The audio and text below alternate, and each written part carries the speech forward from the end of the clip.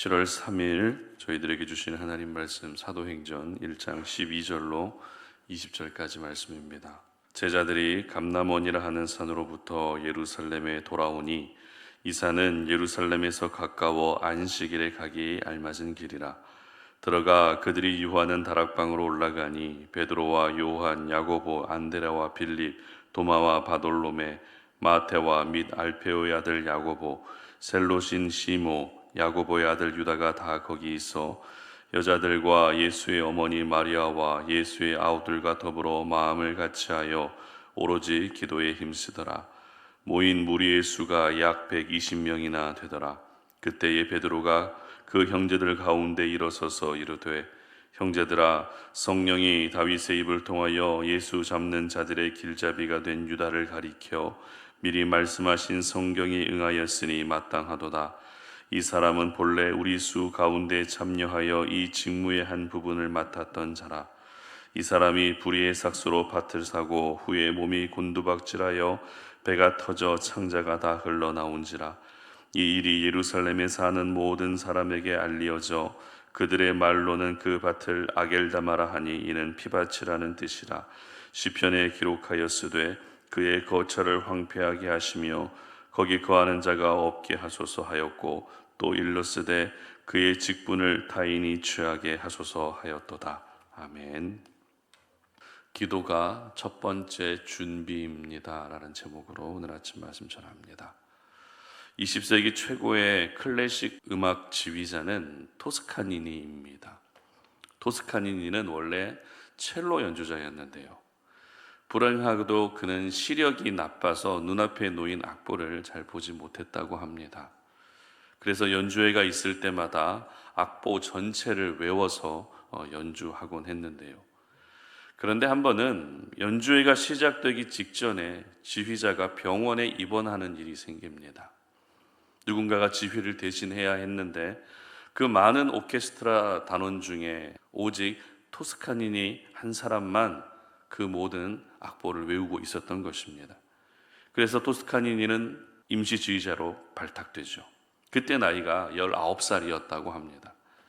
이것이 바로 세계적인 지휘자 토스카니니가 탄생한 순간이었습니다.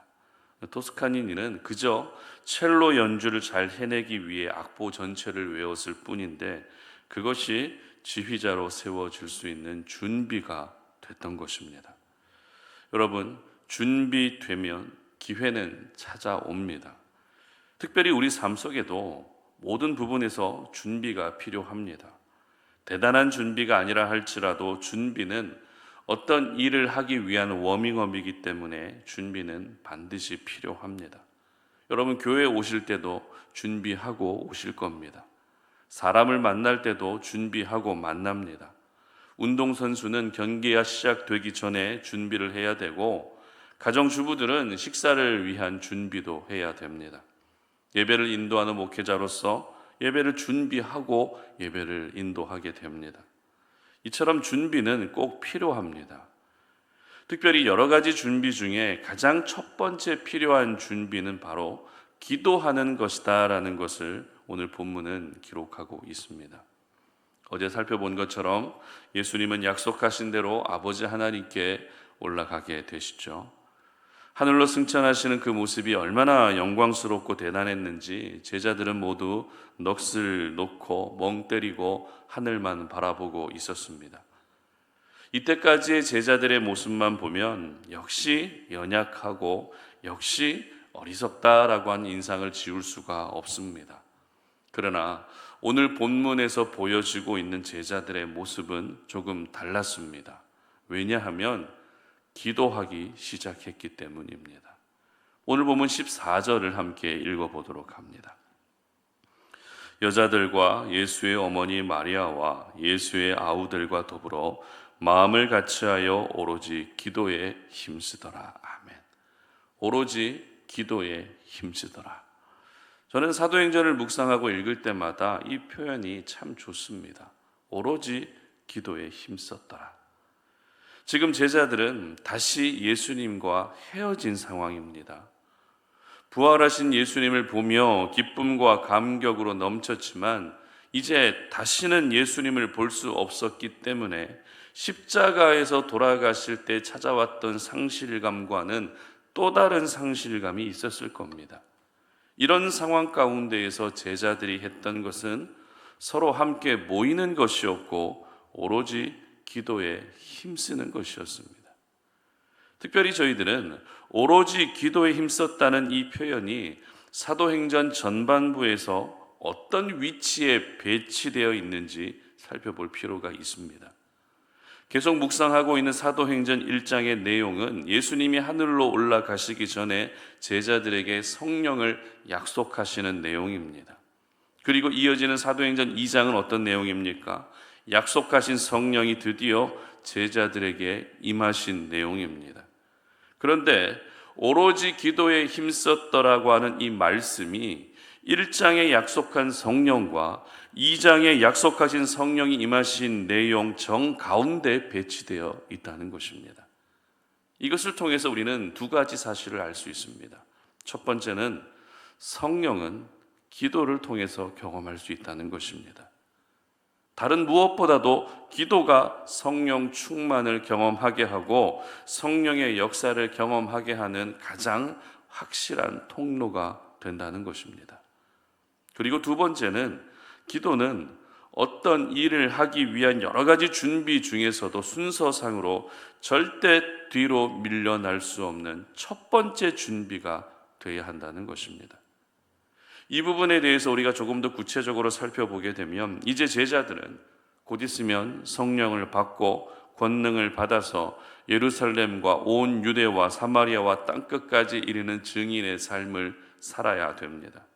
그런데 성령 받을 사람이 없다면 성령도 소용없어지는 것입니다. 다시 말해서 성령 받을 사람이 있어야 성령을 받고 증인의 삶을 살 수 있는 것입니다.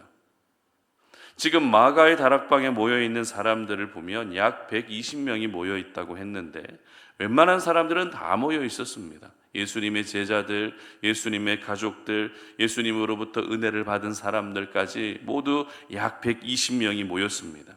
그런데 그 자리에 누가 없었습니까? 가룟 유다만 없었습니다. 가룟 유다가 그 자리에 없었던 이유는 우리가 잘 알고 있는 것처럼 예수님을 팔아넘긴 죄책감으로 스스로 목숨을 끊었기 때문입니다. 그러면 결국 예수님의 12제자가 아니라 몇 명만 남게 됐다는 말입니까? 11명만 남게 됐다는 것입니다. 물론 12명이든 11명이든 하나님은 숫자에 연연하지 않고 그 사람들을 통해서 놀라운 일들을 행하십니다. 그러나 창세기부터 요한계시록에 이르는 하나님의 스토리에서 12라고 하는 숫자는 절대 가볍게 여길 수 없는 숫자입니다. 성경에서 12가 가리키는 대표적인 것이 무엇입니까? 이스라엘 12지파와 예수님의 12제자입니다. 그래서 이 숫자가 요한계시록에서도 계속 언급되는 것입니다. 그런데 가룟 유다가 빠진 상태로 11제자만 남게 되면 12를 항상 강조하던 성경의 일관성이 무너지게 되는 것이죠. 12라고 하는 상징성도 사라지게 됩니다. 그래서 하나님은 제자들이 기도하면서 성령을 받을 준비를 하게 함과 동시에 그 기도를 통해서 가룟 유다의 빈자리를 채워야 한다는 사실을 깨닫게 하셨던 것입니다. 그리고 기도하기 위해 모인 수가 정확히 120명이 아니라 약 120명이었다라는 것도 이 부분을 뒷받침해 주고 있습니다. 약 120명이라는 많은 사람들이 모여 있었지만 가룟 유다가 빠져 있었기 때문에 정확히 120명이 아니라 약 120명이었던 것입니다. 120이라고 하는 숫자도 12와 10이라고 하는 두 개의 완전수가 곱해진 숫자이기 때문에 가룟 유다를 대신할 새로운 제자를 뽑아서 먼저 성령 받을 사람을 준비시키셨던 것입니다. 그렇습니다. 제자들이 증인의 삶을 살기 위해서는 성령을 받아야만 했습니다. 그러나 성령 받을 사람들이 준비되어 있지 않으면 안 되기 때문에 오로지 기도에 힘쓰면서 가룟 유다를 대신할 새로운 제자를 뽑게 하셨던 것입니다.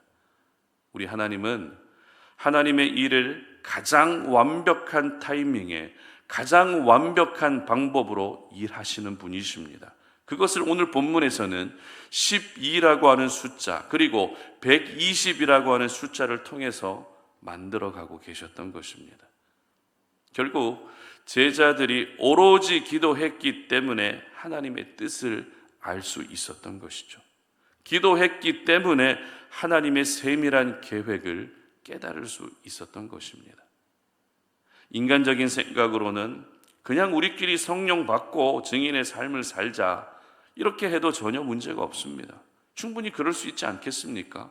그래 이제 남은 사람은 11제자를 비롯해서 약 120명이니까 우리가 열심히 기도해서 성령 받고 주님께서 말씀하신 대로 증인의 삶을 살면 되지 이렇게 생각할 수 있습니다. 그러나 하나님의 생각은 달랐습니다. 모든 면에서 완벽하게 갖추어진 가운데 성령을 받게 하셨던 것입니다.